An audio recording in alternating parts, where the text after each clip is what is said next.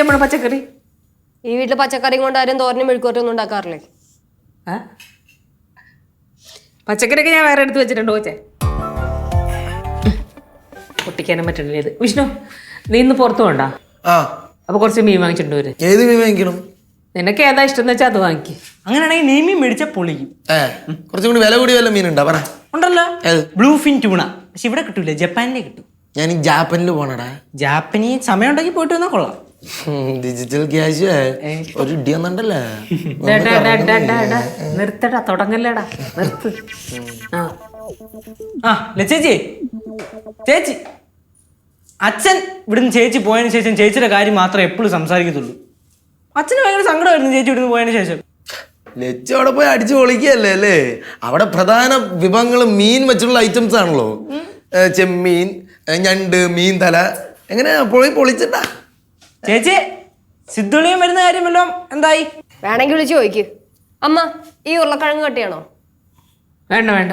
അമ്മ, അച്ഛൻ വരുന്ന കാര്യം എന്തായി? അച്ഛൻ നേരത്തെ വരുമോ? ഇന്നലെ പറഞ്ഞത് നേരത്തെ വരുമെന്നാണ്.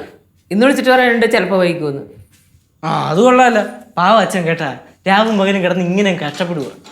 ബാക്കിയുള്ളവരൊക്കെ ഇവിടെ കഷ്ടപ്പെടാതെ വെറുതെ ഇരുന്ന് തിന്നാണല്ലോ.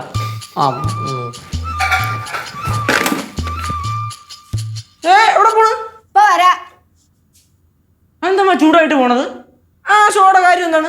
അവൾ എന്തെങ്കിലും കാണിക്കട്ടെ, നിനക്കെന്താ പ്രശ്നം? അല്ല ചേട്ടാ, അങ്ങനെ എന്തെങ്കിലും ഒന്നും കാണിക്കാൻ പറ്റില്ല. വെറുതെ ഇരിക്കുമ്പോ മെക്കിട്ട് കയറി വന്നിട്ട് പ്രശ്നം ഉണ്ടാക്കണ ഇപ്പൊ എന്ത് ഇത്ര ജാട എന്തിന്? ഇപ്പൊ കുഴപ്പമൊന്നും വന്നതിന് ശേഷം ഇങ്ങനെയല്ലേ കാണിക്കുന്നത്? അവര് വല്ല ശീലിപ്പിച്ചായിരിക്കും അത്. അവര് ശീലിപ്പിച്ച ആ ചേച്ചിയുടെ കൈ ഇരിക്കത്തുള്ളൂ. അതങ്ങനെ വിട്ടാൽ ശരിയാവില്ലല്ലോ. നിനക്കൊക്കെ എന്താ, അവൾ എന്തെങ്കിലും കാണിക്കട്ടെ. നമ്മളെ മൈൻഡ് ചെയ്ത് വെറുതെ പ്രശ്നമാക്കണം എന്തിനാ അതൊക്കെ? നീ വന്ന്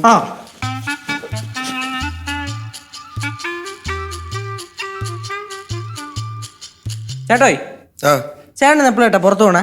പുറത്താ? അത് എപ്പോഴാ പോണ പറയാൻ പറ്റില്ല. ചിലപ്പോ പോണ്ടി വരും. ആണോ? പോയതുപോലെ തിരിച്ചു വരണം. അതെന്താ അങ്ങനെ വർത്താനം? അല്ല, ചേട്ടൻ ഇനി എവിടെയെങ്കിലും പുറത്തു പോയിട്ട് ലാസ്റ്റ് അവിടെ നിന്ന് ഓരോന്ന് ഇങ്ങനെ ആലോചിച്ച് ഇവിടെ വന്ന് എന്തെങ്കിലും കാണിച്ച് ഷോ കാണിച്ചു കഴിഞ്ഞാൽ അത്തോട്ട് എനിക്ക് പിടിക്കൂല. ഷോ കാണിക്കാനാ?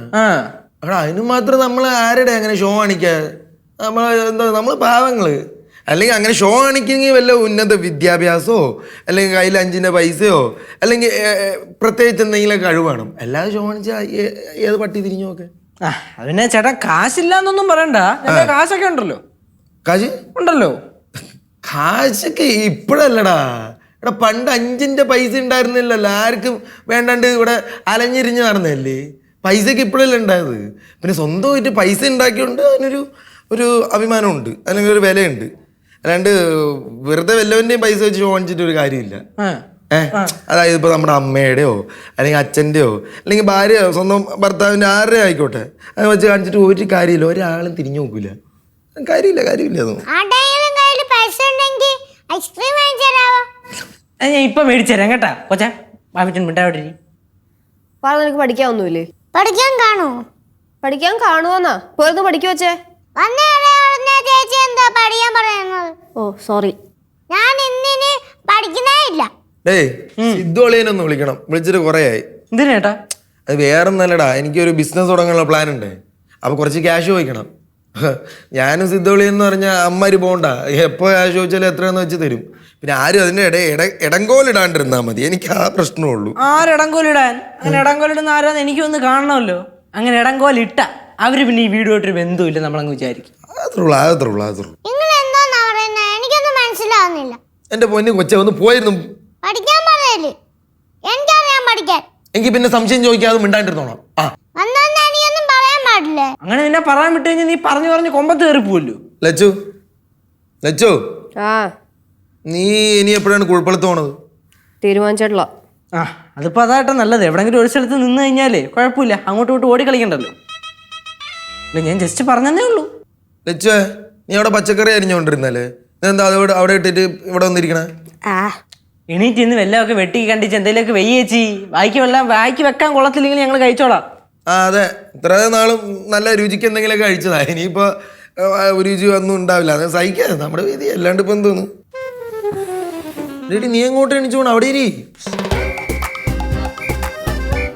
ഇതെന്ത് നോക്കുന്നത്? ലജ്ജിതേറ്റൊന്നും മിണ്ടുന്നില്ലല്ലേ? ഇടി അതുകൊണ്ടല്ലേ നമ്മൾ മനഃപൂർവ്വം ഇവിടെ വന്നിരുന്ന് സംസാരിച്ചത്. എന്തായാലും അവളാകെ മാറിയിട്ടുണ്ട് കേട്ടോ. ഇനിയിപ്പോൾ വേറെ എന്തെങ്കിലും പ്രശ്നമുണ്ടോ? നമ്മളെ വേറെ വല്ല കാര്യത്തിന് തെറ്റിദ്ധരിച്ചോ എന്തോ? അയ്യോ അത് അറിഞ്ഞൂടാ. എന്തറിഞ്ഞൂടാ? സാധാരണ എന്റെ അടുത്ത് കൊടുക്കുന്നതാണ്. പിന്നെ എൻ്റെ അടുത്താ എന്നെ കണ്ടു കഴിഞ്ഞാൽ എന്തെങ്കിലും കുത്തി പറഞ്ഞില്ലെങ്കിൽ ചേച്ചിക്ക് ഉറക്കം വരൂല. ഇതിപ്പോൾ ജാടയാണോ അതോ വേറെ വല്ല പ്രശ്നമാണോ ഒന്നും മനസ്സിലാവണില്ല. എന്ത് ചോദിച്ചാലും ഒരു വരി ഉത്തരം. ഇത് തീരുമാനിച്ചുറപ്പിച്ച പോലെ തന്നെ. എനിക്ക് വയ്യടേ. ഞാൻ ഇനിയിപ്പോൾ അവളുടെ പാടായി. അവൾ എന്താ ചെയ്യട്ടെ, എനിക്ക് വേറെ പണിയുണ്ട്. എന്നാലും നമ്മുടെ ലച്ചു ചേച്ചി ഇങ്ങനെ അല്ലല്ലേ. അല്ല അലമ്പാണ്.